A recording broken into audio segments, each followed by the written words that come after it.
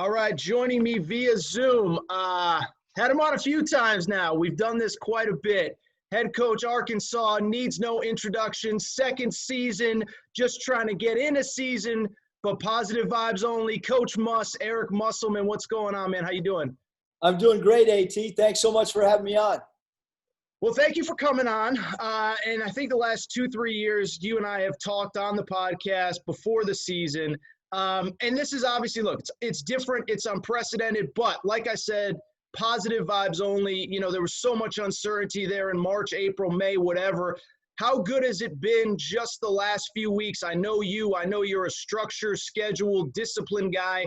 How nice is it just to have a pseudo-normal schedule where you get to practice play, even if, unfortunately, maybe a guy or two is missing here or there?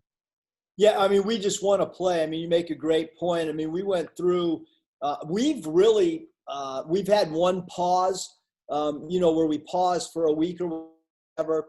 But for the most part, we've been able to have a pretty normal situation with us, other than one time frame when we had a segment of our group get COVID. But we've had normal practices. Our time, we've been going a normal time frame. What we did the other day, Aaron, is we took all of our defensive schemes, all of our offensive schemes, half court sets, after free throw attack, different defenses, 3 different pick and roll defensive coverages, and we added up where we are right now compared to the 4 normal years of being a head coach in college. And we're actually 2 half-court sets ahead. We're 1 baseline out of bounds behind. We've added 1 defensive concept that we hadn't had. So we're actually exactly on par with where we would normally be. And that's kind of the way that we've structured practice. And then Coach Ruda even broke it down to the hours, how many hours we've spent on defense, how many hours we've spent on our special team situations, meaning jump ball, free throw, those type of things. And it's very little difference right now. It might be 5 minutes more on offense, and maybe we're 22 minutes behind on defense. So we're trying to time this thing up so that opening night we have basically the packages that we've had in it during a normal year. So what has allowed you guys to do that, considering it? I think there was less time over the summer and the fall. Are you doing more virtual, or what has allowed you to kind of stay on schedule? Because that's kind of incredible to hear, honestly. Yeah, well, we've added segments to our practice of teaching and implementation. And maybe we've taken away some live segments, so to speak. So we felt that, one, we want to try to get to the finish line, meaning through this training camp segment we're as healthy as we possibly can.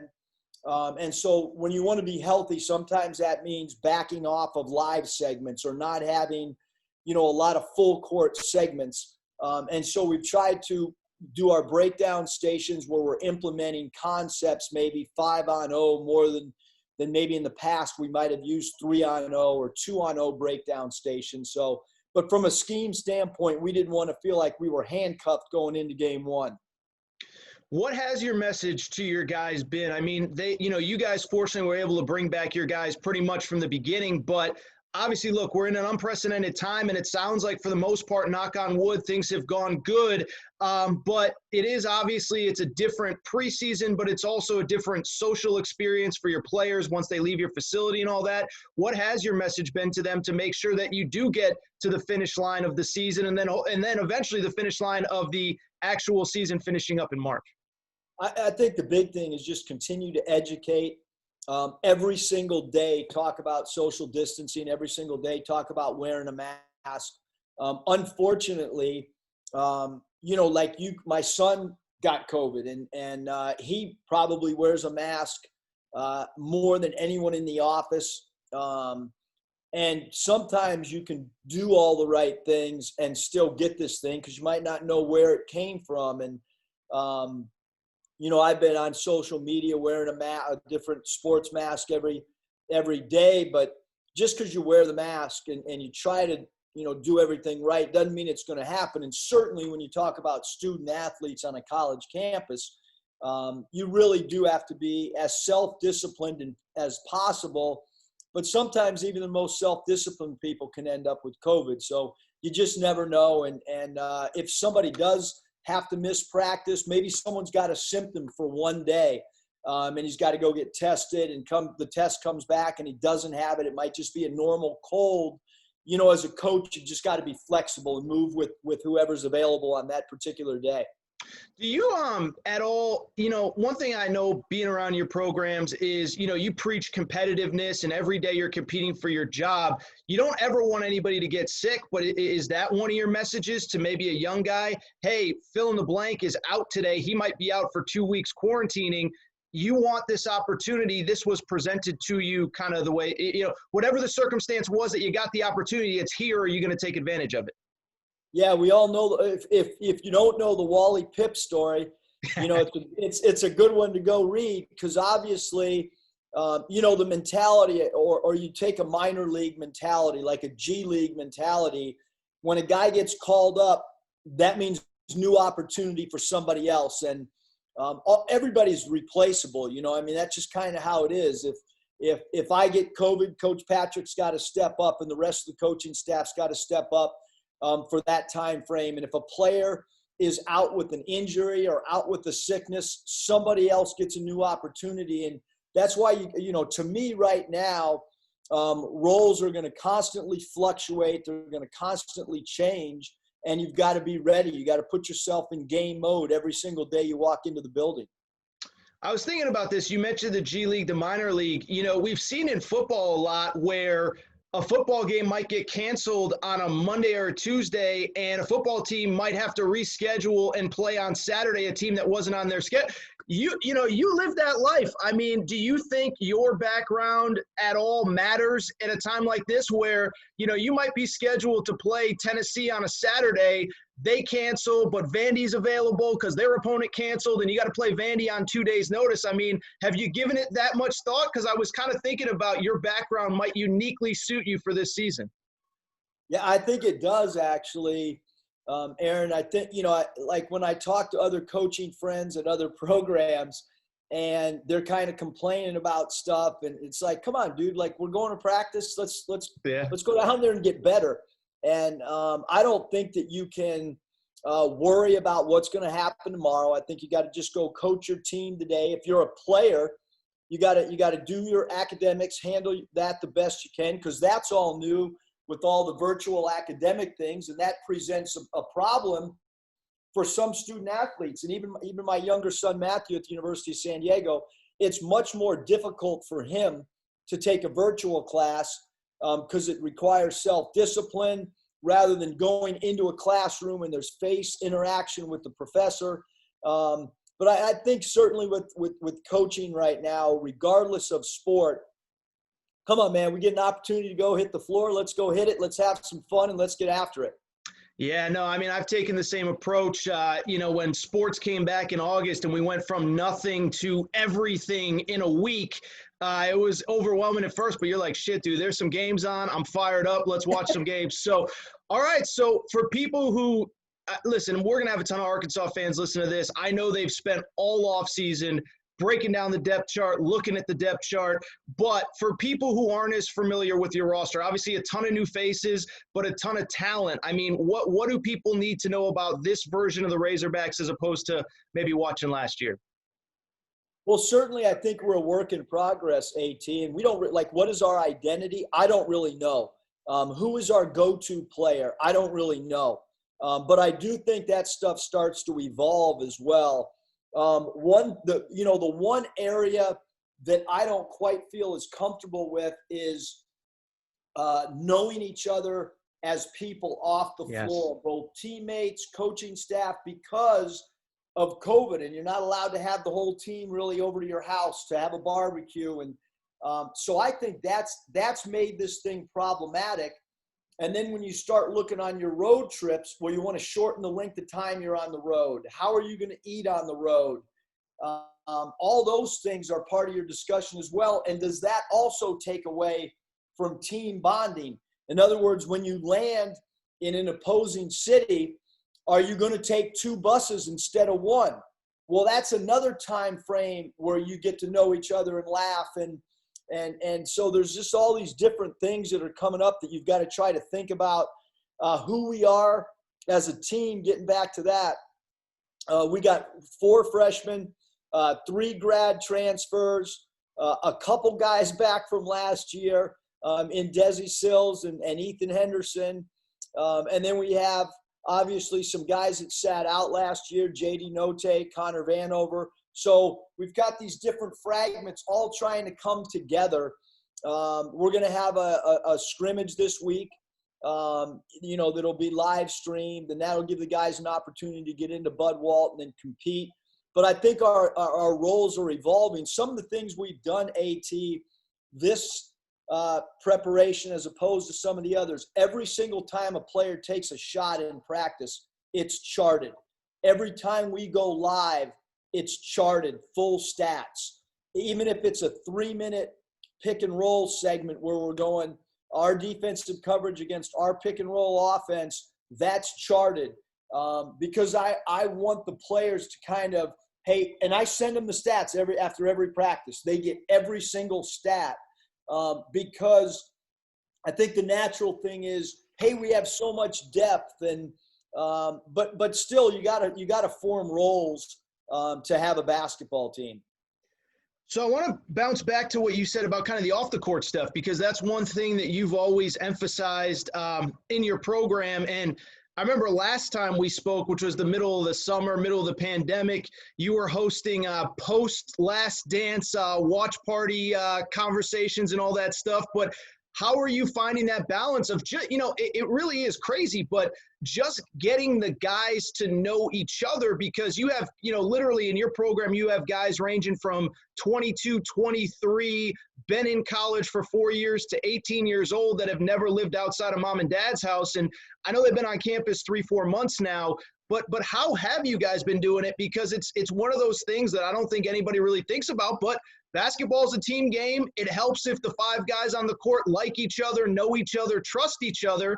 And obviously that process, not just at Arkansas, but every year is a lot tougher than it usually is. Yeah, I think just the bonding, we went to Topgolf and, because it's outside and you can kind of spread out. So we've just tried to come up with different ideas like that. I have had, like segments or group of guys over. For instance, I had the freshmen over on Halloween just to kind of hang out, watch Coach Pittman's football game. They were on the road that night. We got to have some food, watch our team play, talk, pass out candy. So, I think for us, it's got to be, you got to get creative on the floor, and you also have to get creative from a team bonding standpoint as well.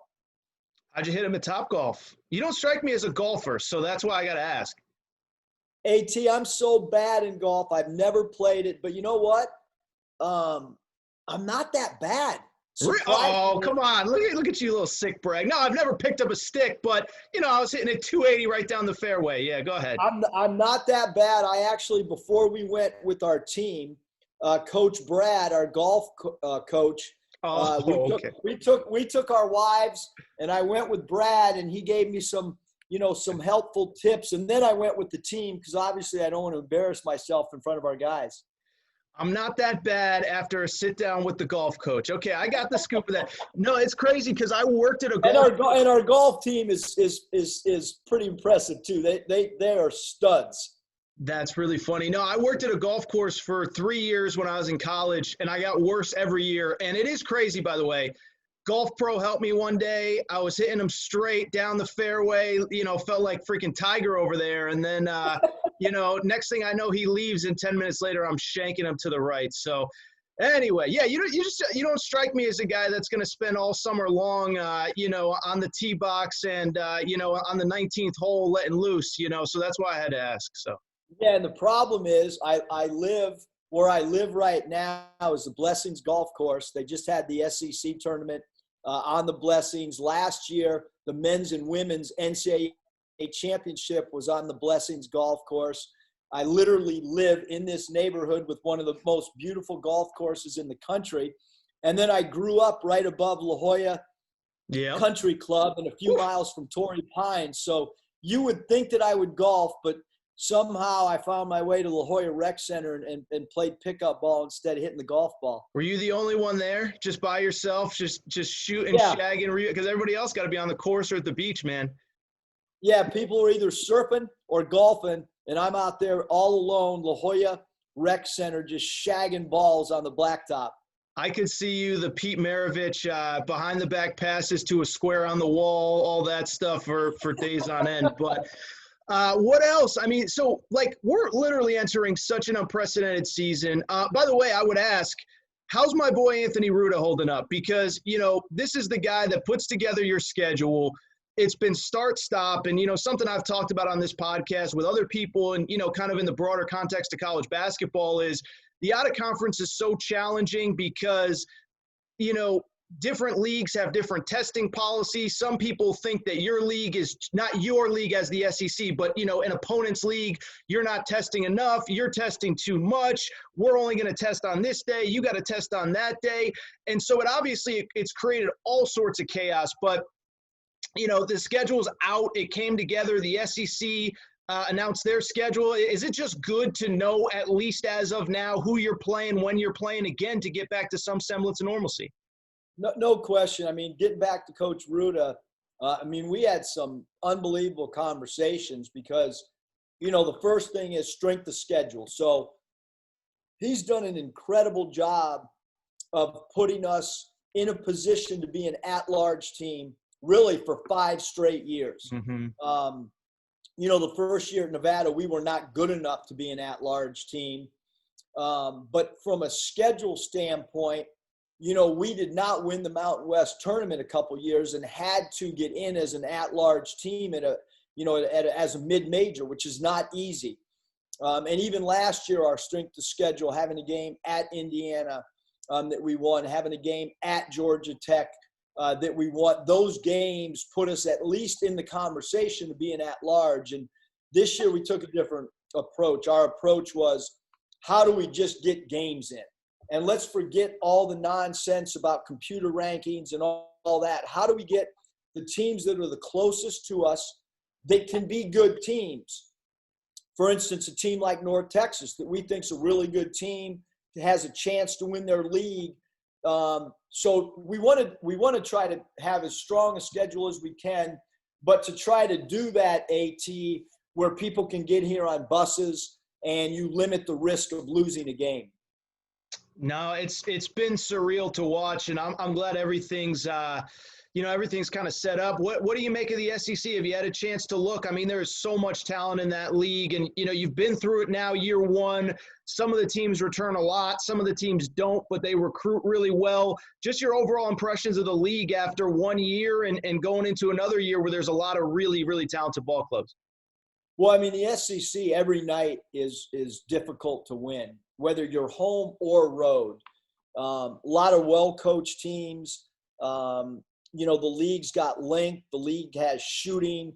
And each team kind of has their own identity and style of play. And so you've got to prepare your team for different schemes. And, you know, I just think from a player's perspective, it's a player-friendly league because the style of play, teams get up and down.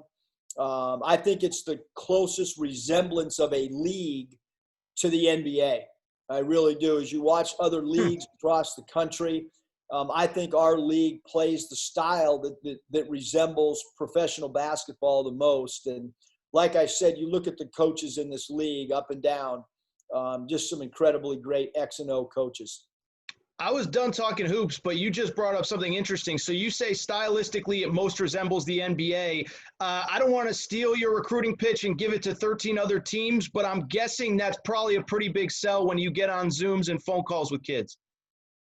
Yeah, I mean, I think that, you know, our background as a staff, you know, we have so many people on staff from, you know, Coach Corey Williams played for the Chicago Bulls when they won the championship. And, you know, I have a background of not just the NBA as a head coach, but also coaching in the G League, 2 different teams as a head coach, and coaching in FIBA.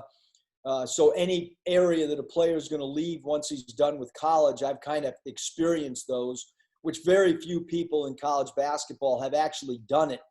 And then Coach Mosier, same thing. Coach Mosier was an assistant for us in FIBA, assistant coach with the Lakers, coached in the minor leagues as a head coach.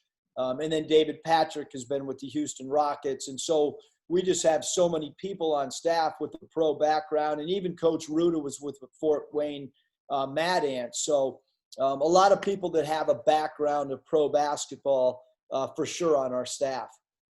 Couple quick questions. We'll get you out of here. One, we're recording here Tuesday the 10th. We'll run later this week, but next week's the NBA draft. And, you got two guys that played for you last year that have a chance to hear their names called on next Wednesday or Thursday, whenever it is. Feels like a lifetime ago since we started this draft process. But I know, certainly Isaiah Joe didn't leave under ideal circumstances, but I know you love him and Mason Jones. I mean, how excited are you about those guys starting the next chapter of their careers?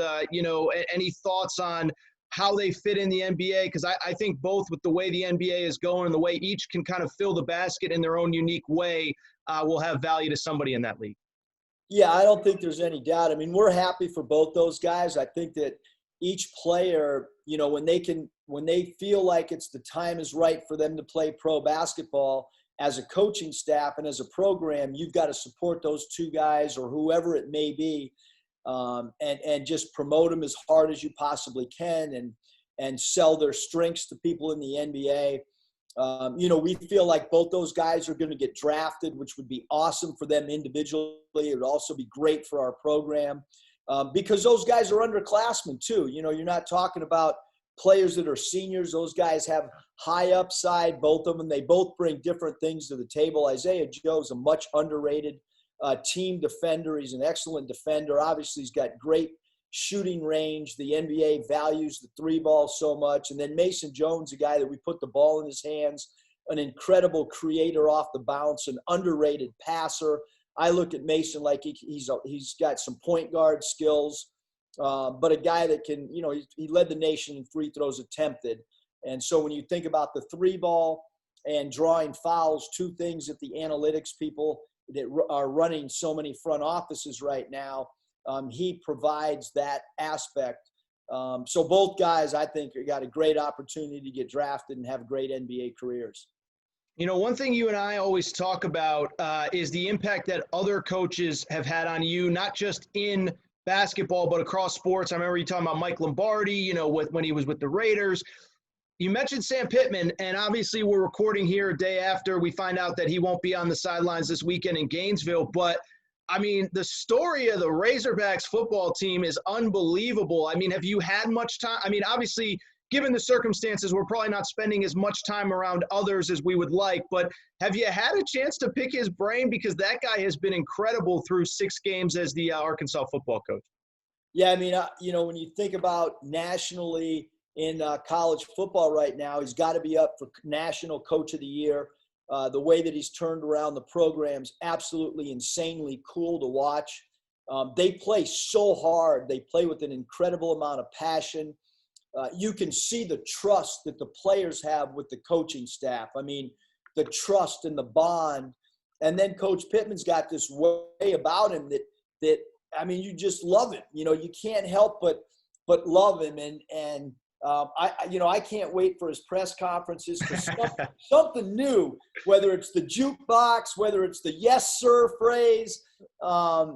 He's turned around, the perception amongst everybody in our state.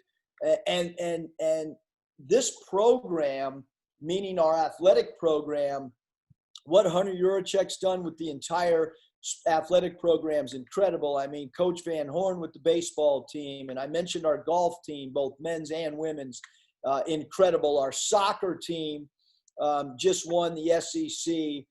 Colby Hale does an incredible job, with the women's soccer team, and our women's basketball team is incredible. They're going to be a top 20 ranked team and has a chance to do incredible things this year. So there's a lot of winning that goes on this campus, and therefore it creates a little bit of internal pressure as well. Fantastic. Last quick question, I promise. The masks. You mentioned the masks. Where did that idea come from? For people who don't know, you're wearing a different team every week or every day, and it's across sports. And I meant to ask you that at the beginning, but I need some answers here. So It actually started with the Seattle Mariners. okay. Somebody from the Mariners organization, she sent me a mask and said, Okay. hey, we'd love to, provide you with the Mariners mask. We hear you're a big San Diego Padre fan. Oh, okay, And so the Mariners started it, and then a couple other MLB teams. I have some buddies. One guy works with the Oakland A's organization. He sent me some A's masks as well as shorts and a T-shirt. So it went from the masks to also wearing T-shirts to now some WNBA teams have sent me not only a T-shirt but also a hoodie, and it's been really cool. I mean, people have reached out to us. We've reached out to some other organizations to try to help be a part of it. It's helped with recruiting, meaning I can pick up the phone and start talking to someone in a different part of the United States about maybe a team that I've worn that's in their location. It's all in fun. We're having a blast with it. And I've met some really cool people that I've been able to pick their brains on how they do things. It could be someone in a NFL organization that's in the front office, and I can talk about marketing ideas. It could be a coach talking about, like the Texas Rangers. I've had some incredible conversations with their minor league people. I've also been in contact with Rags, who is with the parent team and is one of the base coaches, just about philosophical things. And he grew up in Arkansas. So it's really spurred some great conversations that I think is going to help us from a philosophical standpoint and also from marketing. Fantastic. I've taken up way too much of your time, as I always do, Coach. I always say I'm not going to do it, and then I do. So I apologize. You know what? When you have fun, I could keep going with you for hours. There we go. All right, so I don't feel guilty. Eric Musselman, head coach, University of Arkansas. Love doing this. Cannot wait for you guys and for, frankly, everybody to get back on the court. But November 25th cannot come soon enough. Coach Muss, just genuinely appreciate your time, my man. I appreciate it. Hey, T, we got to get you to Fayetteville, man. We got to get you to Bud Walton. 100% capacity. I got to be there when there's 100% capacity. So, all right, sounds good. Well, hopefully that day will come sometime soon.